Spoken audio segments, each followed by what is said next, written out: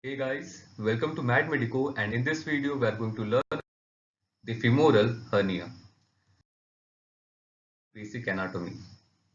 So this is the inguinal ligament that is extending from ASIS to the pubic tubercle, and this inguinal ligament continues further as the lacunar ligament that continues as the pectineal ligament. Then the external iliac artery, it continues just below the inguinal ligament as the femoral artery. So this is the external iliac artery that continues as the femoral artery.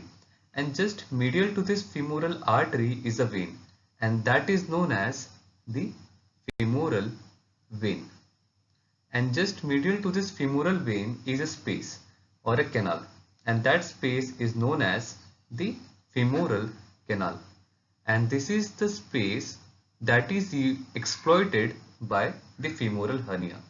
So this is the femoral canal, and this canal contains some lymph node that is known as the lymph node of Cloquet. So if you will see this diagram from the top, then it will be visible like this. So it is the inguinal ligament, then this is the lacunar ligament, and then this is the pectineal ligament. Okay, inguinal ligament continuing as the lacunar ligament, and over here it is the pectineal ligament. Then here it is the femoral canal, and just medial, so this is a femoral canal, and just lateral to this femoral canal we have a vein, and that is known as the femoral vein. So you can tell the boundaries of the femoral canal. So it is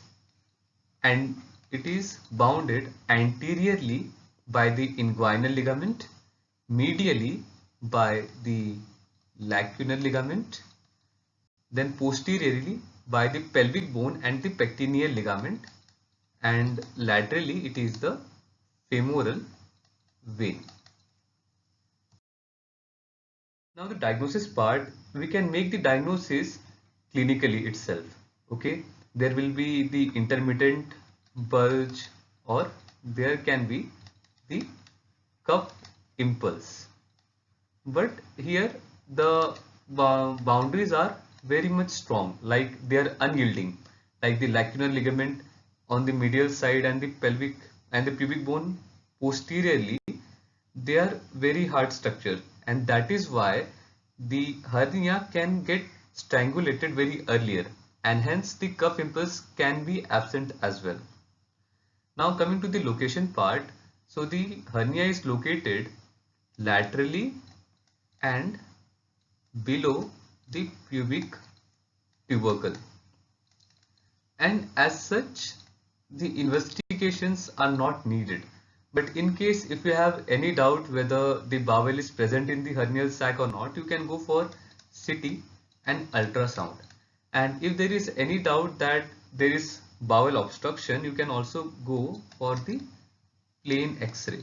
Okay, there you will see the air fluid levels, okay, and the distended bowel.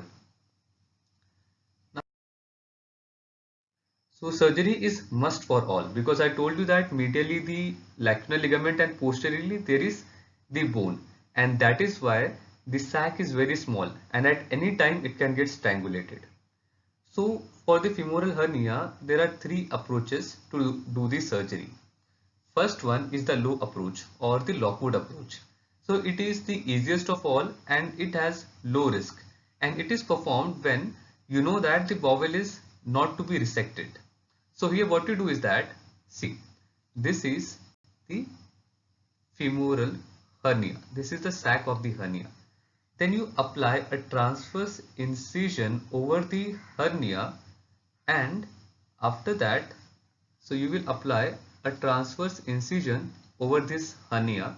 Then you will reduce the contents of the hernia, and after that you will cut the sac.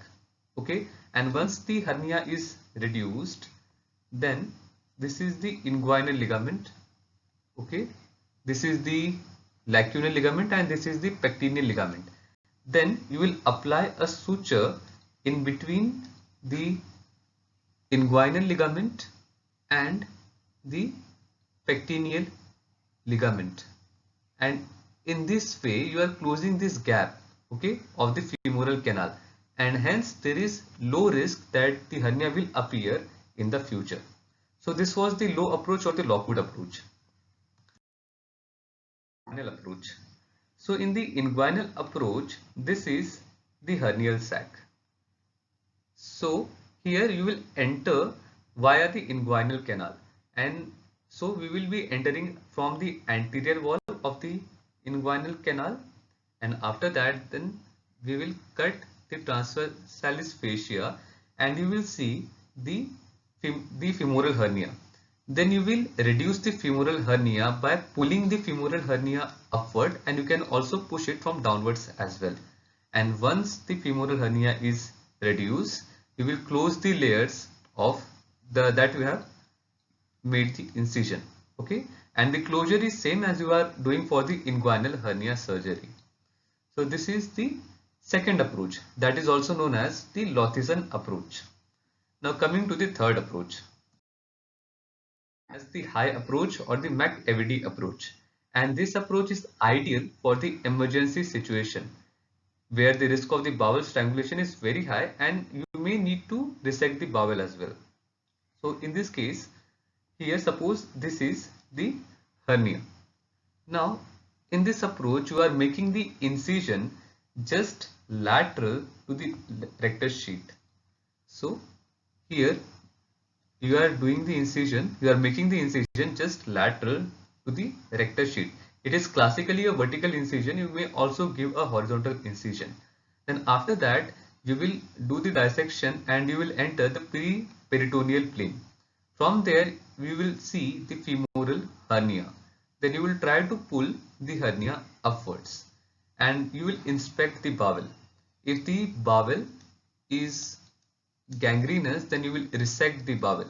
But if you do not know whether the bowel is gangrenous or not, take the bowel outwards, okay, and you will just keep it back in the abdomen for 5 minutes.